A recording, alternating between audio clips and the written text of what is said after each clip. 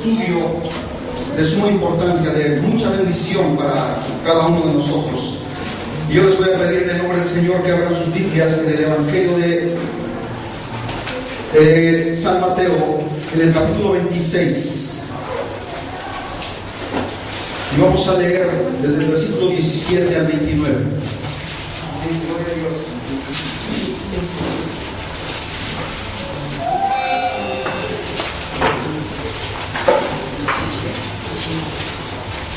Aleluya.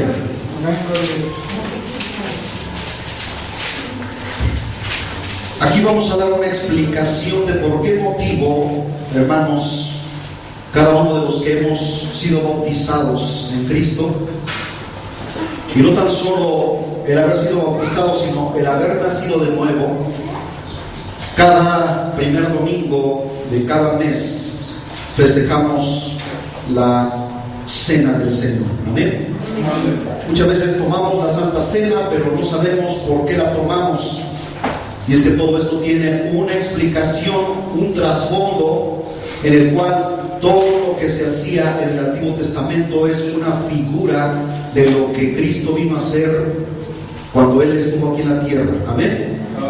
La última cena pascual. ¿Por qué se le llama Pascua? Vamos a leer esta porción de la Biblia, Mateo 26, versículos 17 al 29, y después vamos a entrar en materia de estudio. Amén. Dice las Escrituras: el primer día de la fiesta de los panes sin levadura, y pongan atención a todo lo que vamos leyendo, porque habla aquí de panes sin levadura. ¿Por qué sin levadura? Vamos a ir explicando todo esto desde el Antiguo Testamento. Vinieron los discípulos a Jesús diciéndole: ¿dónde quieres que preparemos para que comas la Pascua?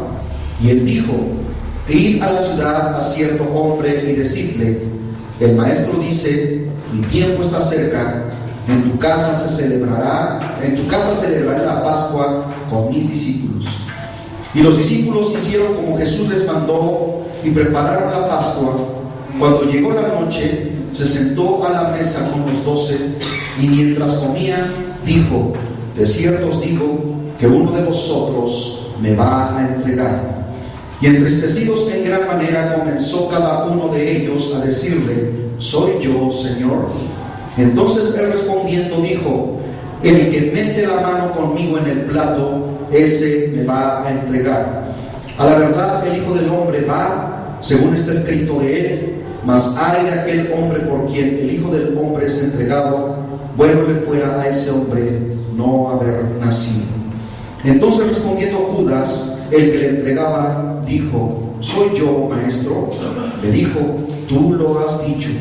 Y mientras comían, tomó Jesús el pan y bendijo y lo partió y dio a sus discípulos y dijo: tomad, comed, esto es mi cuerpo. Y tomando la copa y habiendo dado gracias, les dio diciendo: bebed de ella todos, porque esto es mi sangre del nuevo pacto. Aleluya.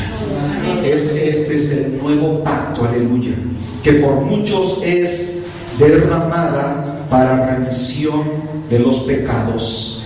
Que esta sangre, hermanos, que Jesucristo derramó en la cruz del Calvario venía a ser el nuevo pacto entre cada uno de los creyentes, que venía a redimirnos de nuestros pecados por medio de su sangre. Aleluya.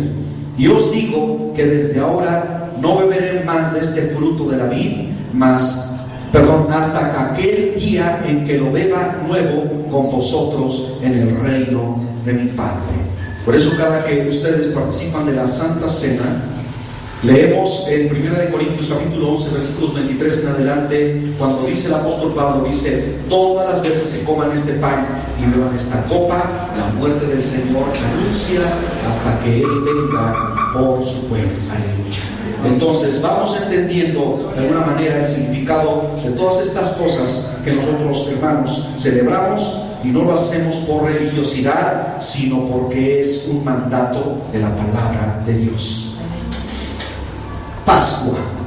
Yo quiero que, si ustedes tienen un lápiz o un lapicero y una hojita, ahí hay muchas hojitas, hermanos, Y ustedes vayan haciendo todas estas anotaciones, porque hoy vamos a aprender algo realmente maravilloso. ¿De dónde proviene la palabra Pascua? Es una figura del Señor Jesucristo, hermanos, como el cordero que debía ser sin defecto. Amén. Amén. Mostrando la perfección de Cristo y su sangre expiar nuestros pecados, nuestras culpas. ¿Qué significa Pascua? Fíjense bien, principal fiesta, hermanos, de los judíos. Esta se celebraba juntamente con la fiesta de los panes sin levadura, y esta se prolongaba por 7 días. Pascua viene del vocablo hebreo Pesach. Si lo quieren escribir, lo escribe P-E-S-A-K-H. Pesach. Lo vuelvo a deletrear. P-E-S-A-K-H.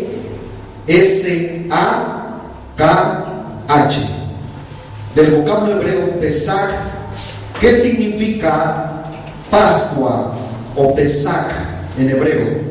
Significa pasar por alto, pasar por encima y figurativamente preservar, mostrar misericordia. Aleluya. ¿Cuándo se celebró la primera Pascua? Cuando los judíos estaban por salir de la esclavitud de Egipto. En el libro de Éxodo, hermanos, encontramos cómo el pueblo de Israel estaban siendo preparados para salir de la esclavitud de Egipto, y el Señor les mandó a través de Moisés que sacrificasen un cordero o un macho cabrío, y que esa sangre la depositaran en un lebrillo, y con un hisopo untaran la sangre en los postes y en el dintel de las puertas. Esto significaba que cuando el Señor pasara con el heridor, con el que iba a matar a cada uno de los primogénitos, al ver la sangre allí, el Señor le decía: no puedes entrar allí, porque allí está la sangre, como señal de pasar por alto. Amén. De tener misericordia, de pasar por encima. ¿Estamos entendiendo ahora, hermanos? Ahora, fíjense bien qué cosa fue lo que hizo nuestro Señor Jesucristo cuando estaba dando su sangre, cuando estaba derramando su sangre en la cruz del Calvario. No estaba pasando por alto nuestros pecados, no estaba pasando por alto nuestras iniquidades, no nos estaba exonerando de nuestras culpas. Bendito sea el nombre del Señor para siempre. Pasajes bíblicos que narran la institución de la Pascua, hermanos, y yo quiero que anoten cada uno de estos textos. Son muchos más, pero yo voy a dar algunos, y solamente de todos vamos a leer uno, porque entonces nos pasaríamos mucho tiempo leyendo texto por texto. El primero es en donde habla precisamente de la Pascua, de la institución de la Pascua. Éxodo capítulo 12, versículos del 1 al 28. La siguiente cita es Levítico capítulo 23, versículos del 1 al 8. La siguiente cita bíblica es Levítico capítulo 2, versículos 4 al 8. Y por último, Deuteronomio capítulo 16, versículos del 1 al 8. Aleluya. Ahora, vamos a leer lo que dice en Levítico capítulo 23, versículos del 1 al 8. Y vamos entrando en materia de estudio, hermanos. Aleluya. Glorifiquen el nombre del Señor, porque Cristo está aquí. Él no está muerto. Él resucitó, se sentó a la diestra del Padre, y ahora Él intercede por todos y cada uno de los que han creído en su santo nombre. Levítico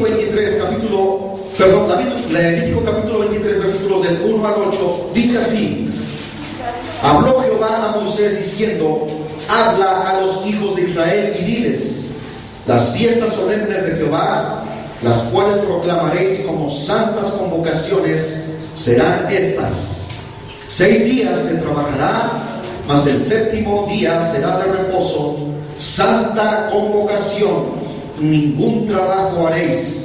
Día de reposo es de Jehová en donde quiera que habitéis. Estas son las fiestas solemnes de Jehová, las convocaciones santas a las cuales convocaréis en sus tiempos.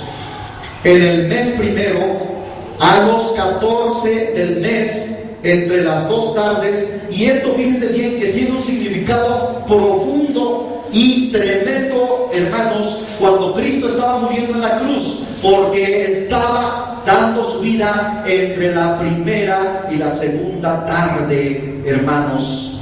Fíjense bien, dice aquí, es el versículo 5, en el mes primero, a los 14 del mes, entre las 2 tardes, Pascua es de Jehová. Aleluya.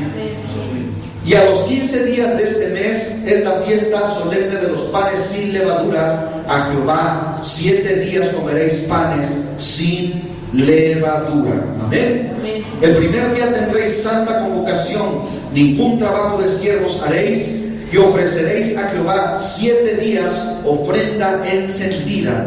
El 7º día será santa convocación, ningún trabajo de siervo haréis. Bendito sea el Señor para siempre. Y podemos leer las otras citas bíblicas en donde habla también precisamente de la celebración del día de la Pascua. Bueno, si ustedes leen en Éxodo capítulo 12, del versículo 1 al 28, está cuando el pueblo de Israel estaban así apresurados porque iban a salir apresuradamente, hermanos, de la esclavitud. Y esto también tiene que ver con el pan sin levadura. Vamos a ir explicando a detalle cada uno de los simbolismos de estas cosas que se hablan en la palabra de Dios.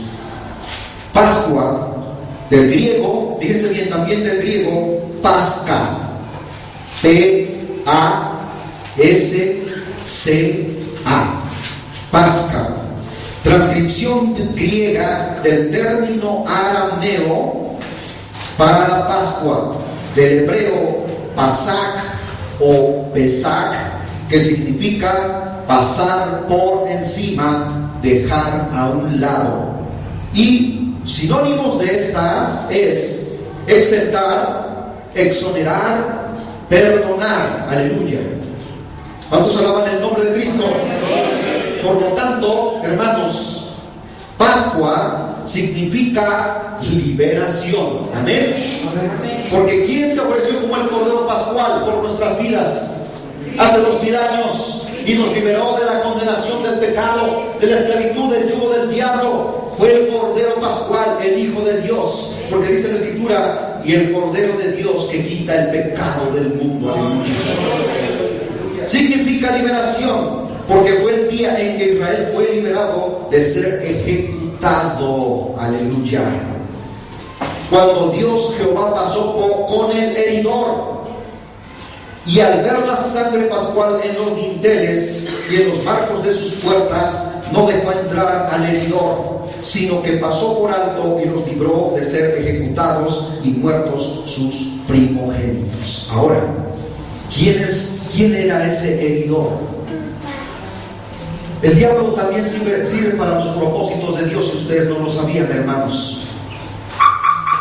Dice la Biblia que él vino para matar, hurtar y destruir. Entonces Dios le dio la orden al diablo y le decía: a donde tú veas la sangre del cordero manchada los postes y los dinteles, ahí te prohíbo entrar, porque ahí está mi pueblo. Amén. Pero a donde no veas, ahí entra y mata a cada uno de los primogénitos, y no tan solo de los seres humanos, sino también de los animales. ¿Se dan cuenta? Entonces esto significa que también Dios guarda nuestras provisiones. Aleluya. Amén. Gloria a su nombre para siempre. Pascua no recordaba solo la liberación en sí, sino también al cordero o víctima del sacrificio. Amén. Cuya sangre untada en postes y dinteles de las puertas, hermanos, de los judíos, evitó que el ángel de la muerte matara al primogénito de cada familia del pueblo de Dios.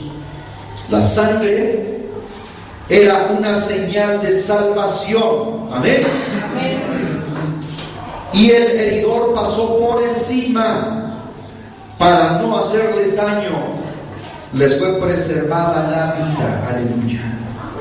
Ahora, en el pueblo hebreo, hermanos, la Pascua era celebrada, como ya leímos aquí en la porción de la en esa porción de las Sagradas Escrituras, era celebrada a la puesta del sol el día 14 del mes de Abib. A, B labiodental, perdón, B labial, I latina y B labial. Abib o Nisan. Y esa porción de las Sagradas Escrituras se encuentra en Éxodo capítulo 13, versículos 4, y Éxodo capítulo 38, versículo 18. Al igual en el libro de Esther, capítulo 3, versículo 7. Una vez más, Éxodo 13, versículo 4. Vamos a ver qué dice la Escritura en Éxodo 13, hermanos. Aleluya.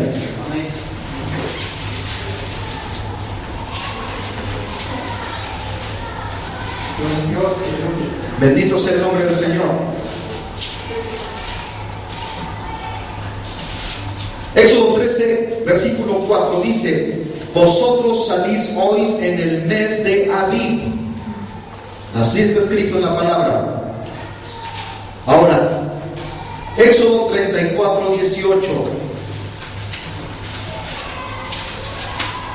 Gloria al Señor. Aleluya.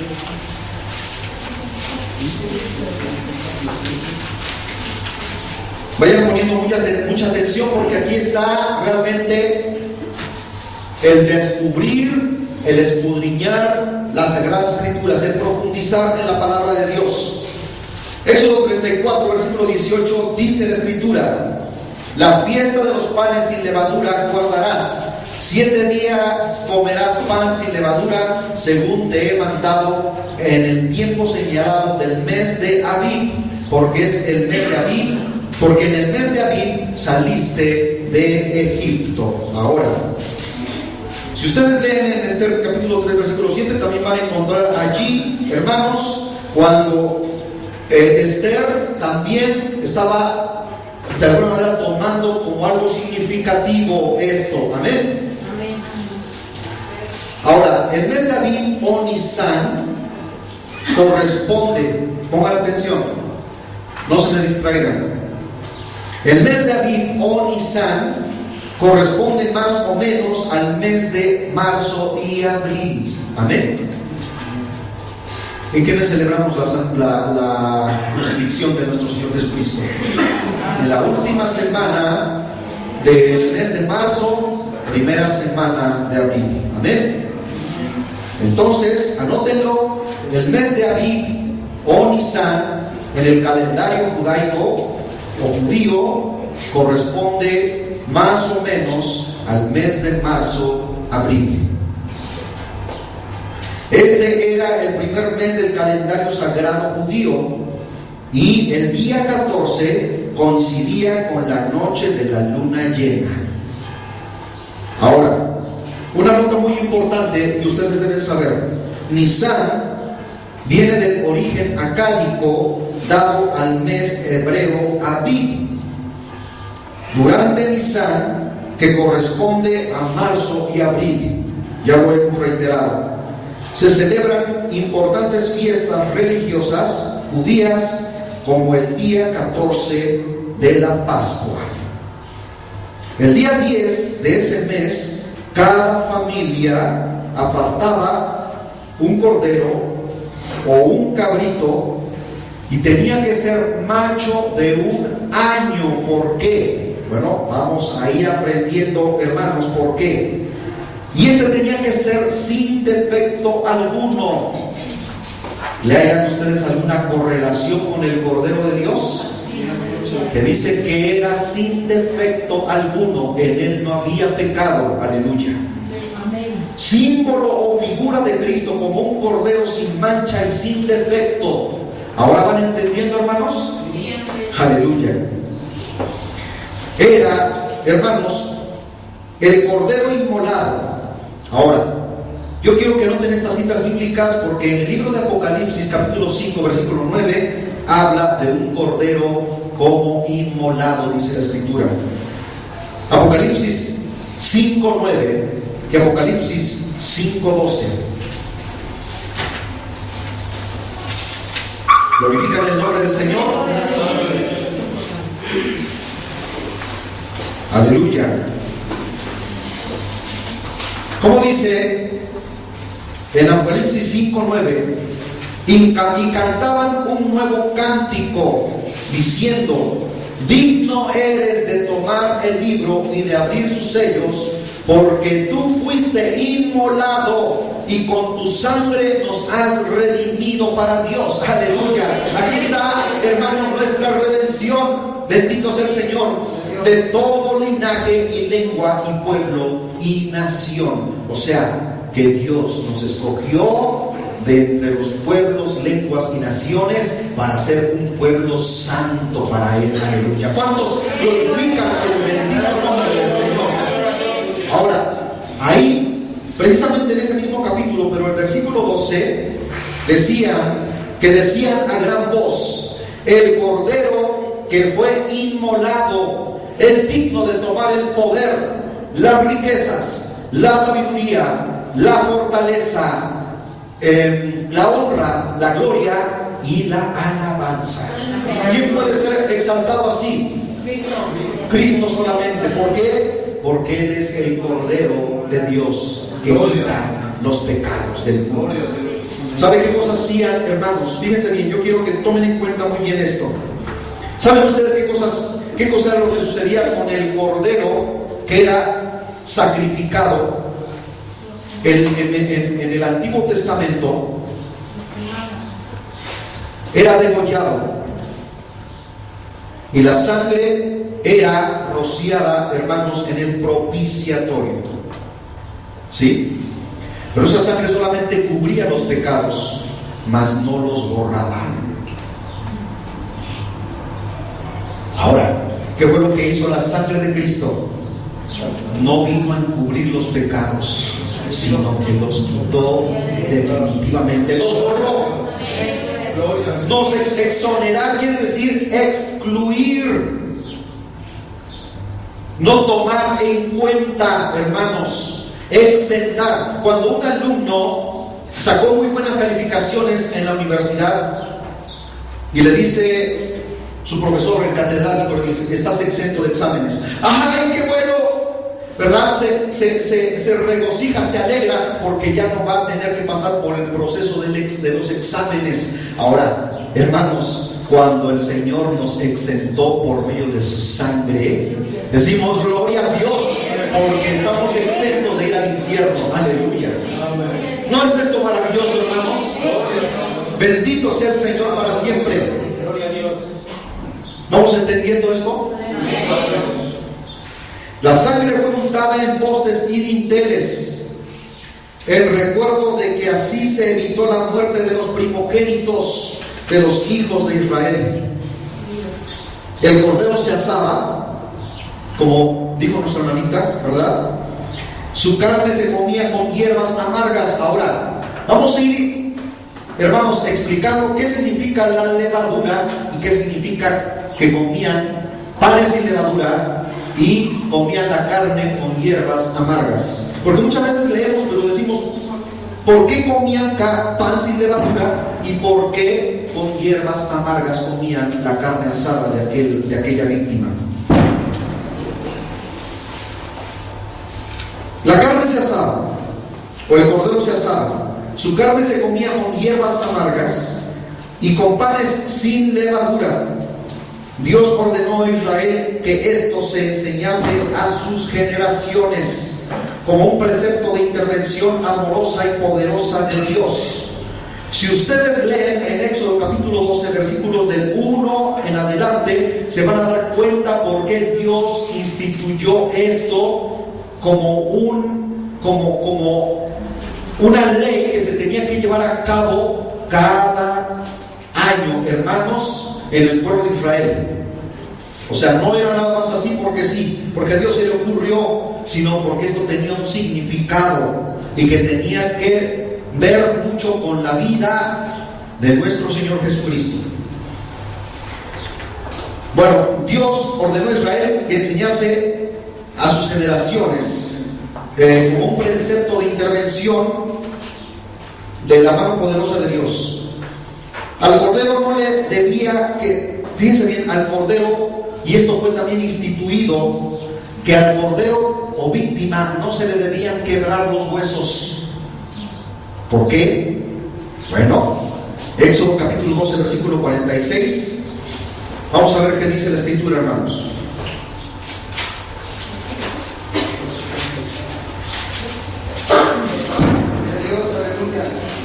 Amén.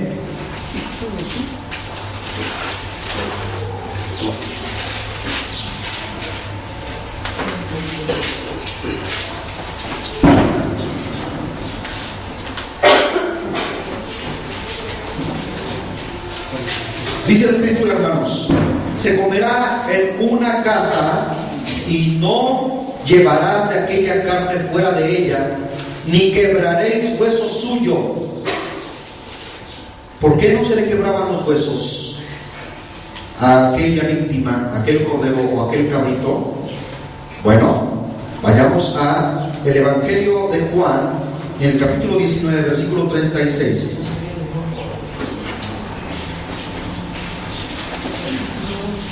Bendecimos el nombre de nuestro Cristo. San Juan capítulo 19, versículo 36. Gloria al Señor.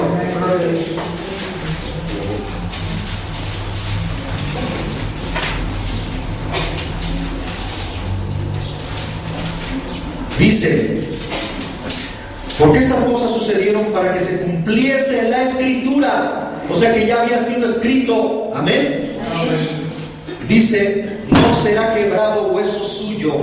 Y aquí está hablando de cuando el Señor Jesucristo había expirado ya en la cruz, que vinieron los soldados romanos y como vieron que al otro día se aproximaba ya el día sábado y en el día de sábado no se podía hacer absolutamente nada, dijeron: no podemos tener a estas personas aquí, no pueden amanecer el día sábado.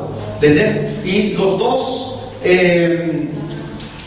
ladrones que estaban, uno a su derecha y el otro a su izquierda, estaban vivos todavía. Jesucristo ya había entregado su espíritu cuando dijo: Señor Padre, en tus manos encomiendo mi espíritu, y su alma descendió al infierno.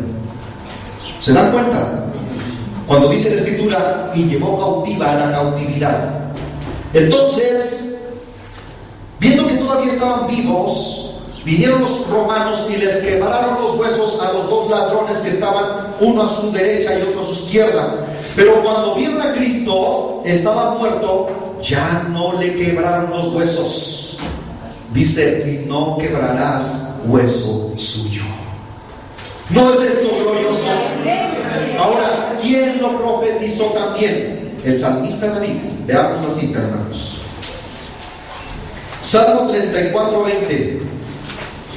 Para que ustedes se den cuenta que la Biblia no se equivoca, y aunque hayan pasado siglos o miles de años, la palabra de Dios se cumple contundentemente, hermanos. Salmo capítulo 34, versículo 20, dice: Él guarda todos sus huesos, ni uno de ellos será quebrantado. ¿De quién está hablando aquí, hermanos? De nuestro Cristo, aleluya.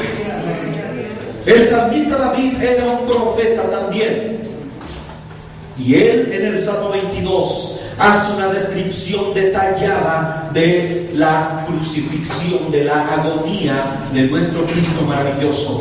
¿Con qué palabras comienza el Salmo 22? Con el texto las mismas palabras textuales de Cristo cuando estaba en la cruz, cuando dice: Dios mío, ¿por qué me has desamparado? Lean, hermanos, Salmo 22, versículo 1.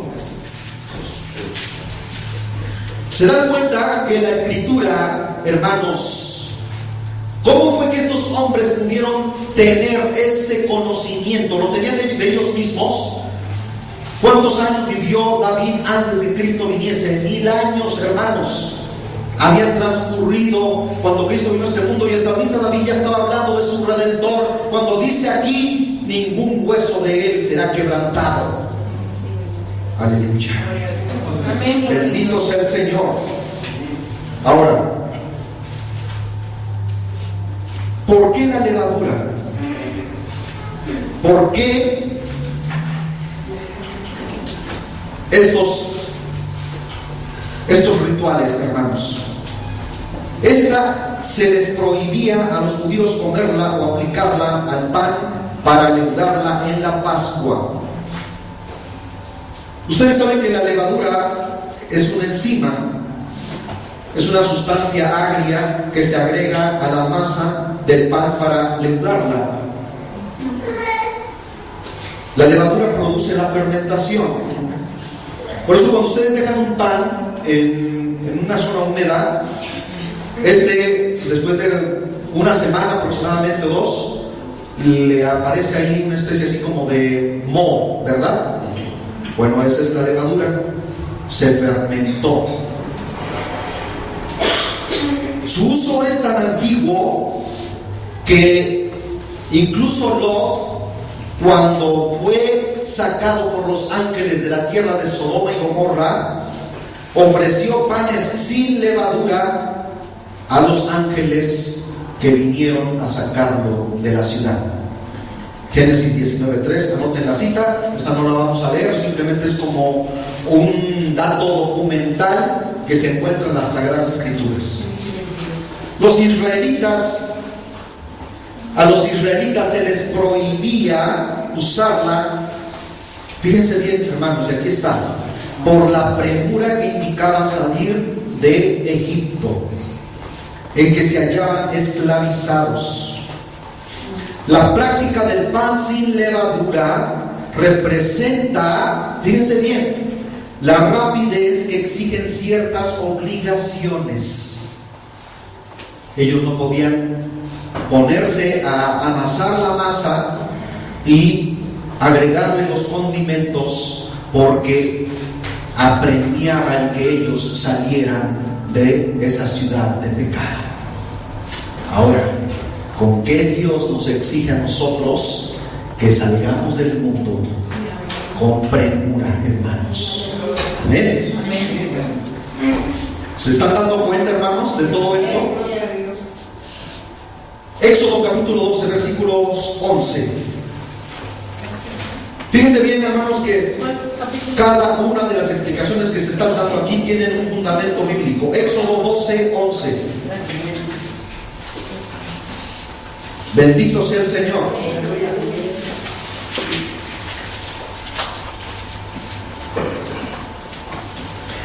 Dice así: y lo comeréis así. Fíjense bien cómo estaba el pueblo de Israel, hermanos. No estaban ellos así aletargados. Fíjense, antes de leer esta porción, no estaban: ay Señor, mañana vamos a salir muy temprano, tengo mucha flojera, Dios mío. ¿Ustedes creen que así estaba el pueblo de Israel? Ellos estaban velando, hermanos. Ahora, ¿qué significa esto? Que el pueblo de Dios debe estar velando porque Cristo viene pronto por su iglesia. ¿Se dan cuenta de lo maravilloso que es, hermanos, la palabra del Señor? No debemos estar durmiendo, dice la Escritura: velad y orad, porque dice: no sabes el día en que ha de venir tu Señor. Aleluya. Ahora, fíjense bien, aquí el pueblo de Israel estaban ceñidos sus ropas, puestos sus zapatos, ceñidos sus lomos, porque al otro día sabían que salían con apresuramiento. Amén. Amén. Ahora, dice aquí, hermanos, ¿a dónde estábamos? Éxodo capítulo ¿qué? Versículo 12. Capítulo 12, versículo 11 dice: y lo comeréis así, ceñidos vuestros lomos, vuestro calzado en vuestros pies, y vuestro bordón en vuestra mano, y lo comeréis apresuradamente. Es la Pascua de Jehová. Gloria al Señor. Así que cada que tú participas de la cena del Señor, estás a punto de partir a las mansiones celestiales. Este es el significado de tu vida y de tu relación con Cristo, hermanos, con su Espíritu Santo, con su palabra, con el Padre. Aleluya.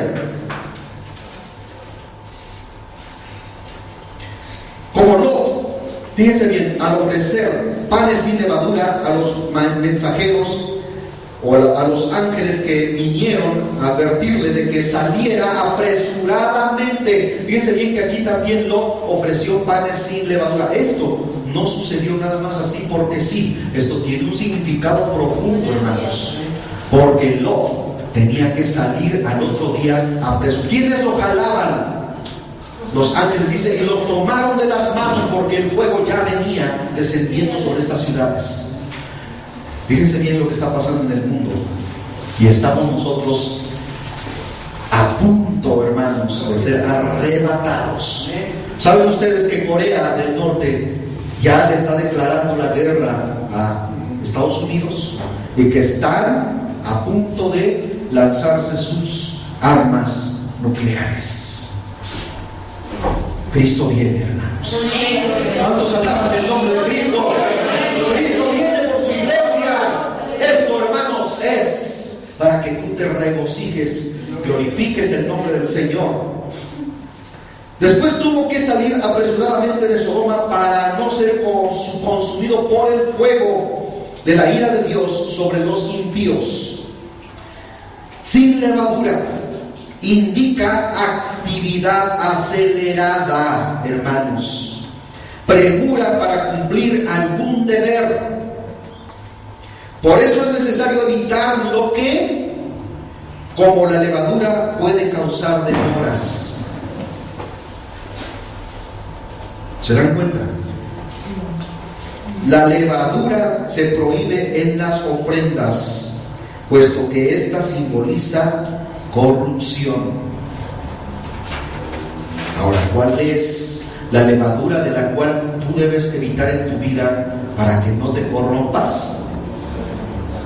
Vamos a ir avanzando. O sea, contaminarse con el pecado. Necesitamos estar exentos de todas esas cosas. Veamos qué dice Levítico capítulo 2, versículos del 4 al 5. Acuérdense que Levítico está después de Éxodo. Y así vamos aprendiendo a saber en dónde se encuentran los libros de la Biblia, hermanos. Levítico capítulo 2, versículos 4 y 5.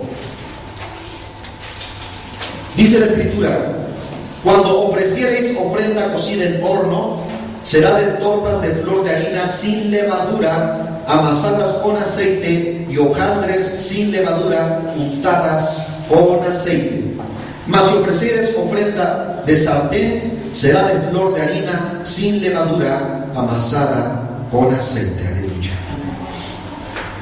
Ahora, basados en esta enseñanza, hermanos, en el Nuevo Testamento pide a los cristianos limpiarse de toda levadura de maldad. Ahora, aquí la levadura en nuestras vidas es simbólico, porque, bueno, a nosotros nos gusta comer el pancito inflado, ¿verdad? Ustedes saben que la levadura es la que provoca que el pan se infle. Bueno, ¿quién nos ha comido una conchita bien sabrosa por la noche con chocolatito, verdad? Y hasta, bueno, yo cuando era niño, hermanos, agarraba y primero le comía todo la moronita de arriba y después me saboreaba el pan y disfrutábamos el pan. Bueno, este es como un breviario, ¿verdad? Ahora, Mateo capítulo 16, versículos del 5 al 12.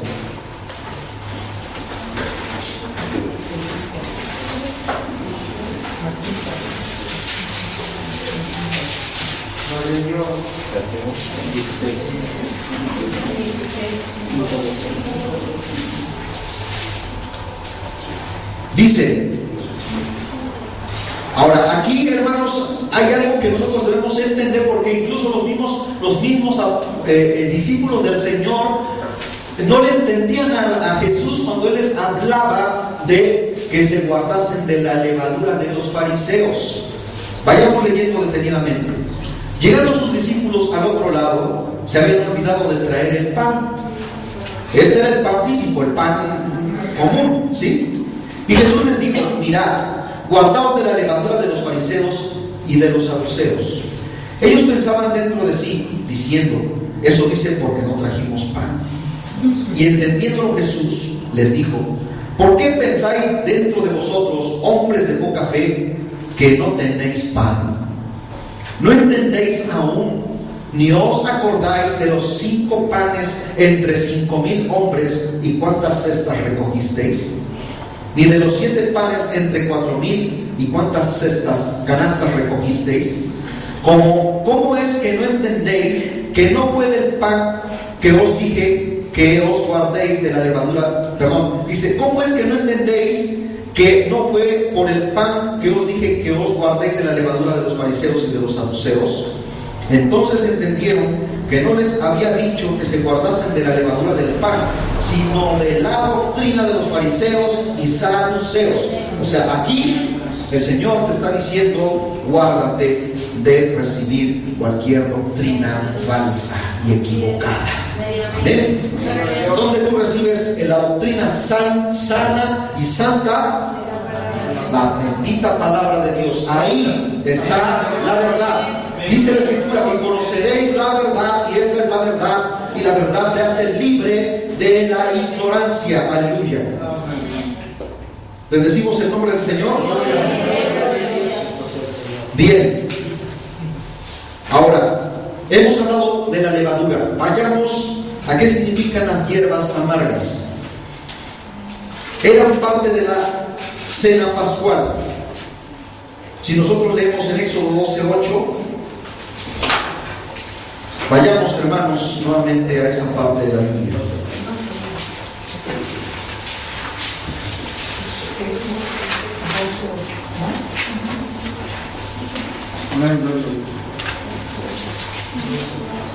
Dice la Escritura: y aquella noche comerán la carne asada al fuego y panes sin levadura, con hierbas amargas la comerán, o lo comerán.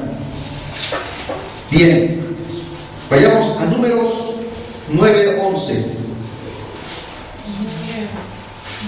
Está adelante de Levítico. Acuérdense que está Éxodo, luego Levítico y luego Números. Números 9:11.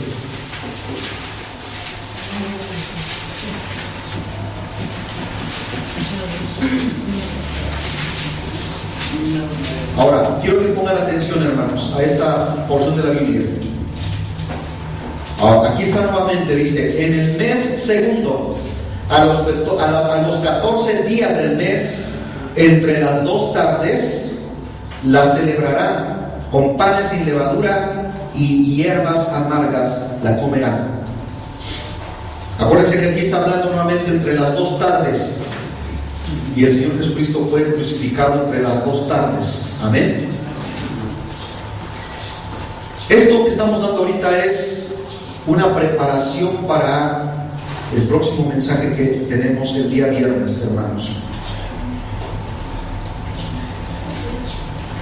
Ahora, también significa, fíjense bien, las hierbas amargas eran parte de la cena pascual. Ya dimos la cita, Éxodo 12:8 y Números 9:11. Y símbolo de la amargura de la servidumbre en Egipto. Eso significan las hierbas amargas. Cada que ellos comían la carne asada, los panes sin levadura y las hierbas amargas, se estaban acordando de la amargura que padecieron de esclavitud en la tierra de Egipto. Ahora, ¿cuántos años vivieron allí? Fueron 430 años exactamente. Bendecimos el nombre del Señor. Ahora, las hierbas amargas también significa la amargura que Cristo, fíjense bien, padecería en la cruz a causa de nuestros pecados. ¿Cómo se les amargaba la vida a los judíos en la tierra de Egipto? Eran azotados. Sus niños, sus bebés, eran arrancados de los vientres de sus madres y eran echados al río Nilo y eran devorados por los lagartos, por los cocodrilos. ¿Cómo nació Moisés? ¿Han leído Éxodo capítulo 1? Moisés nació en ese tiempo en el que ese faraón no conoció a José y se habían multiplicado y habían crecido como un pueblo más poderoso que el mismo pueblo de Egipto, y dijeron: vamos a someternos, porque no sea que ellos se subleven en contra de nosotros y se vuelvan más poderosos que nosotros. Y dijo el faraón: sometámoslos, porque ese faraón no conoció a José. ¿Saben quién fue José? Por eso estoy hablando así como en chino. ¿Y ahora de qué nos habla el hermano? Hermanos, necesitamos leer la Biblia para poder entender la terminología que estamos utilizando, ¿verdad? Entonces, aquí, hermanos, esa es la amargura que el pueblo de Dios padeció en la esclavitud. Ahora, la amargura de Cristo, que Cristo padeció por nuestras culpas en la cruz del Calvario, eso significa las hierbas amargas. Una figura de todo lo que se vivió en el Antiguo Testamento con las situaciones que viviría nuestro Señor Jesucristo en la cruz del Calvario. Aleluya. Jesús se ofrece a sí mismo como el Cordero Pascual. Amén. Amén. Se derramaría su sangre para eximirnos o pasar por alto nuestras culpas y pecados por medio de su sangre derramada en la cruz. Amén. La sangre de Cristo en nuestras vidas nos muestra ante el enemigo como intocables. Gloria al Señor para siempre. ¿Saben ustedes, hermanos? No tiene potestad sobre nosotros, pues le pertenecemos a Cristo. Ahora, aquí hay algo muy importante que nosotros tenemos que visualizar. Cuando nosotros recibimos a Cristo y creemos que su sangre nos limpió de todo pecado, quedamos marcados, quedamos rociados con su sangre, hermanos, y estamos de alguna manera en nuestra vida espiritual, y el diablo nos ve y nos dice: este es un cristiano, pero no lo puedo tocar porque tiene la sangre. No lo puedo tocar porque es la sangre del Cordero. Esto es, hermanos, lo que Cristo hizo en nuestras vidas. Cuando el diablo ve la sangre de Cristo en nuestras vidas, dice: ese es un cristiano, pero no le puedo hacer daño porque está eximido. Cristo es propiedad de Él. Aleluya. Bendito sea el Señor para siempre. Yo creo que esto, hermano, es necesario en nuestras vidas, que lo entendamos, porque muchas veces participamos de la Santa Cena, pero no sabemos ni qué cosa es lo que estamos celebrando. Y necesitamos nosotros entender cuando... Ahora, hay algo muy importante aquí también.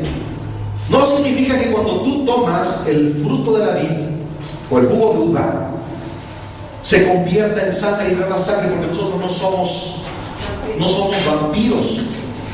Vamos, no somos mosquitos para estar chupando sangre, hermanos. ¿Sí? Dice, ¿cómo dice la escritura? Dice, bebé. Esto es símbolo. Es un símbolo. Dice, comed. Esto es un símbolo también de mi cuerpo, que por vosotros es partido. ¿Cómo estaba Cristo en la cruz? No estaba partido por nuestros pecados, no estaba quebrantado ahí por nuestras inmundicias. Lean el Salmo 53, lean el Salmo 22 y verán ahí en el Salmo 22 el salmista declara diciendo: Dice: contar puedo todos mis huesos. Mis miembros están descoyuntados. El Señor estaba descoyuntado. Ahí estaba el Cordero de Dios, que quita el pecado del mundo. Y aún le escupían y no le aventaban salivita, le aventaban flemas en su rostro. Y le decían: si eres el Hijo de Dios, desciende de la cruz para que creamos en ti. Y el Señor decía: Padre, perdónalos porque no saben lo que hacen. Ahí Él estaba eximiendo nuestras vidas, estaba pagando el precio de nuestra salvación, estaba justificándote a ti y a mí, que no teníamos justificación, no teníamos perdón. No podíamos nosotros pagar el precio de nuestra salvación, porque Él, solamente un cordero sin mancha, sin pecado y sin arruga, era el único que podía pagar el precio de nuestra salvación en la cruz del Calvario. Por eso todo aquel que le recibe, dice la Escritura, tendrá vida y vida en abundancia. El que cree en el Hijo tiene la vida, porque creyó en el unigénito Hijo de Dios. Pero el que no cree en el Hijo no tiene la vida, porque no creyó en el Santo de Israel. Aleluya.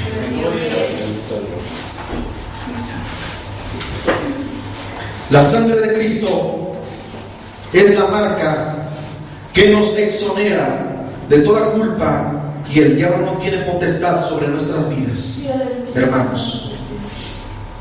Gloria al Señor. Aleluya.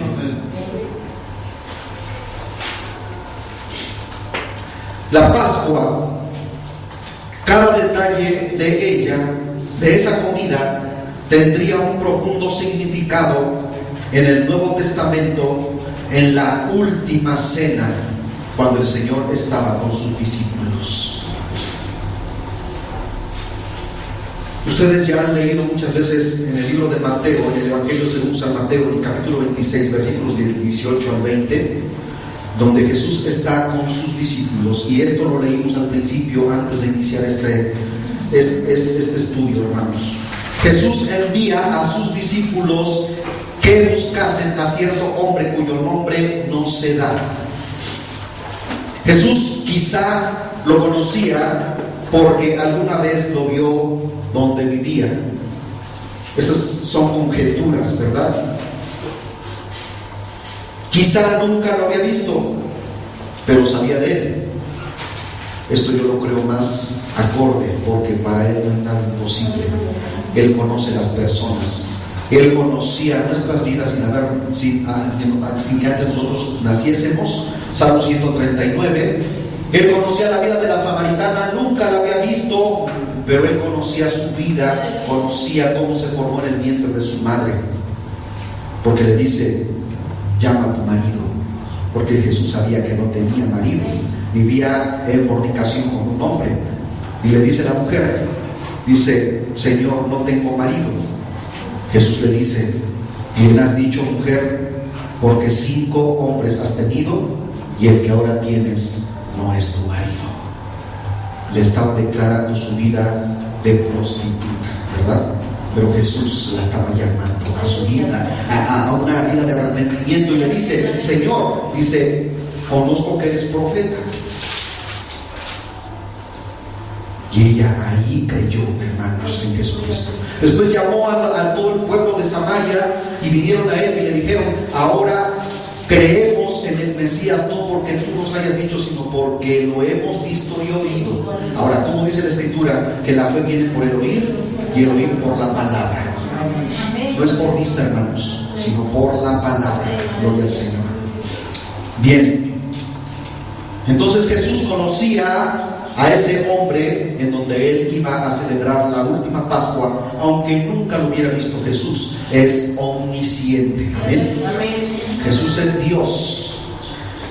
Da las instrucciones precisas para ir a cierta casa. No se menciona el nombre de la persona y el dueño de la casa. Quizá la vaguedad de las instrucciones tenían como propósito frustrar a los conspiradores que buscaban a Jesús para matarlo. En todo caso, observamos el pleno conocimiento de Jesús como Dios omnisciente. ¿Cuántos creen que ese es uno de los atributos de Dios? Ahora, ¿Jesús era Dios? ¿Jesús es Dios? ¿Él está aquí? Aunque no lo vemos, pero creemos. ¿Por qué? Porque dice que Él es espíritu y es verdad.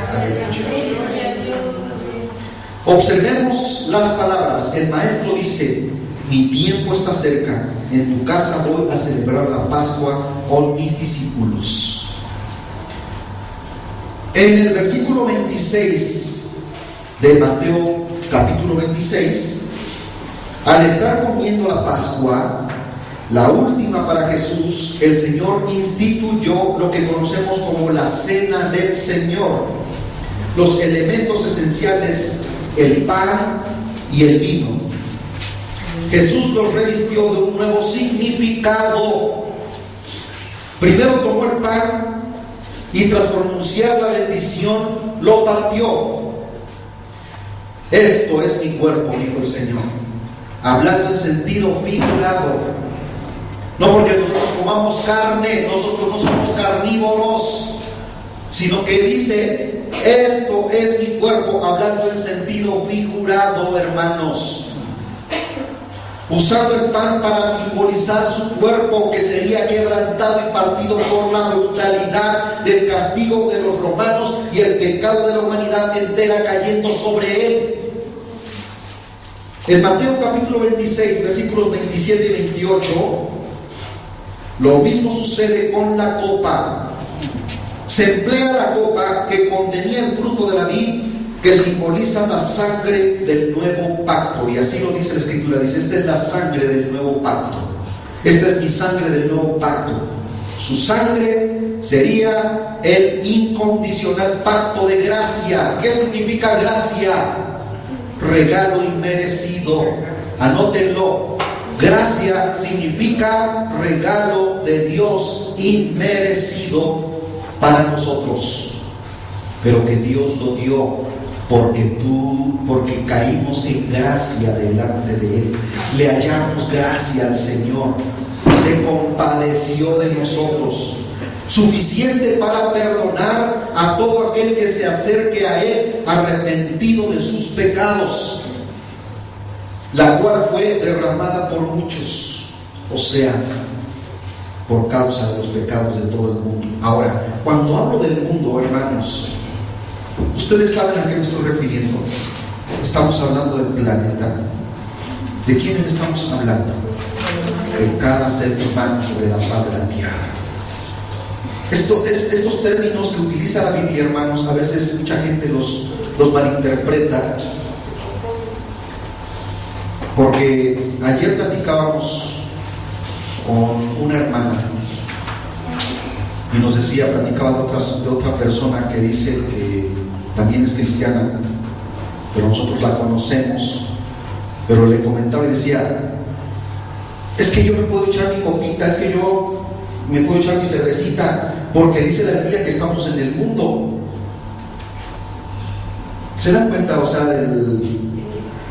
realmente de cómo malinterpretan las Sagradas Escrituras? Y si la entienden para su conveniencia. Por eso dice, yo les decía, erráis las Escrituras ignorando las Escrituras y el poder de Dios. Cuando habla del mundo, hermanos, está hablando cada ser humano en la tierra. Cuando dice: y la sangre de Jesucristo su Hijo nos limpia de todo pecado. San Juan 3:16 dice, ¿cómo comienza, hermanos? Porque de tal manera amó Dios al mundo. Ahora, ¿se refiere al planeta? Cuando habla del mundo se está refiriendo a cada ser humano sobre la faz de la tierra. ¿Amén? Amén. Continuamos y estamos ya por concluir. El Salvador recordó a sus discípulos que Él no bebería más del fruto de la vid con ellos hasta que volviese a la tierra a reinar. Y esto lo encontramos en 1 Corintios capítulo 11, versículo 26.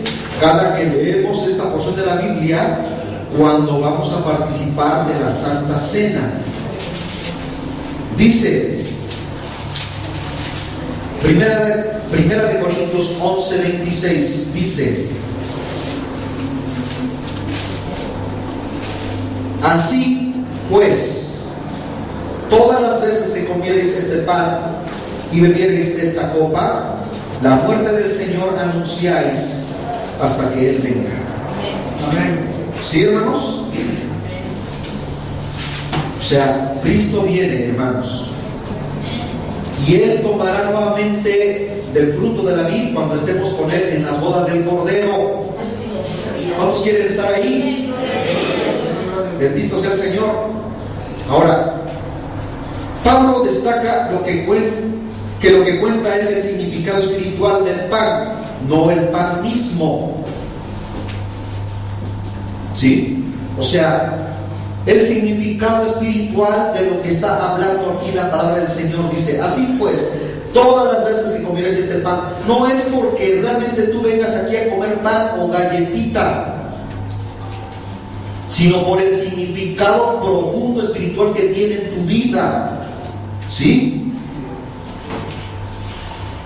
Y no en sí el pan mismo, porque nuestra Pascua, hermanos, que es Cristo, ya fue sacrificada por nosotros. ¿Sí?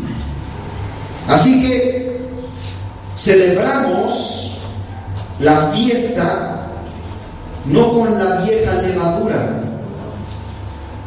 ni con levadura de malicia y maldad, sino con panes sin levadura.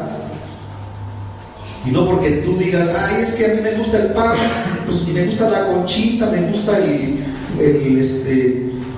¿cuántos nombres tienen los diferentes panes, verdad? Ahorita no me acuerdo.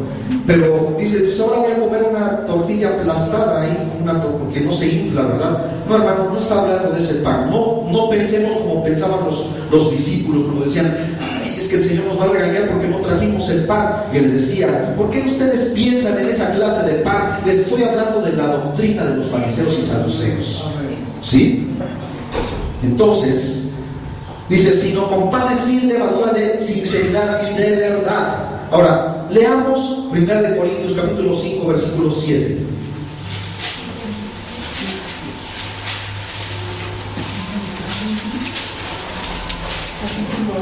Y este texto anótenlo y apréndanselo, hermanos, o subrayenlo. ¿Cómo dice? Limpiaos pues de la vieja levadura, para que seáis nueva masa, sin levadura como sois, porque nuestra Pascua, que es Cristo, ya fue sacrificada por nosotros. ¿Sí? Amén. Ahora, por lo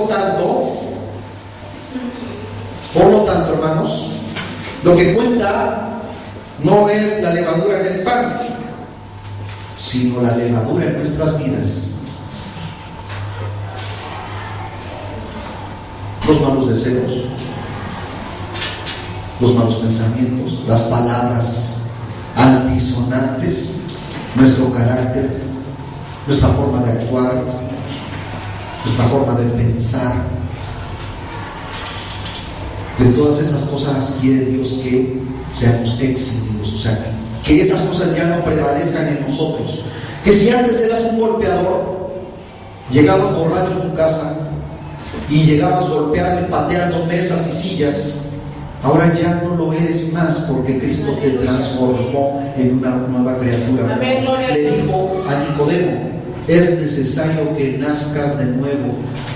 Nacer de nuevo no es que tú vuelvas al vientre de tu madre, porque Nicodemo le dijo, siendo un doctor en la ley, era un erudito y no entendía.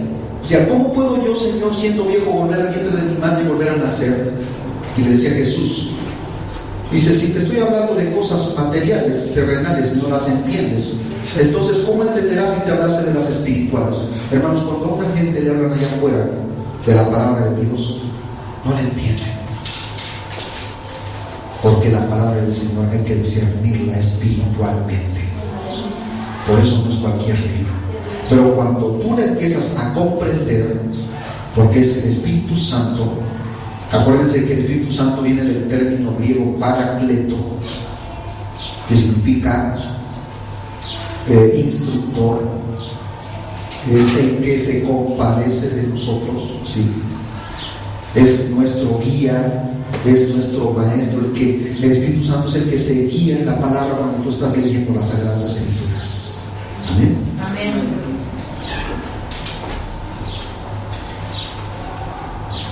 Entonces, conclusión, lo que cuenta no es la levadura en el pan, sino la levadura en nuestras vidas. La pregunta que yo hago a todos en general es: ¿estás libre de la levadura del mundo? ¿O todavía nos dejamos contaminar por ella? Eso es lo que Dios nos enseña. Amén.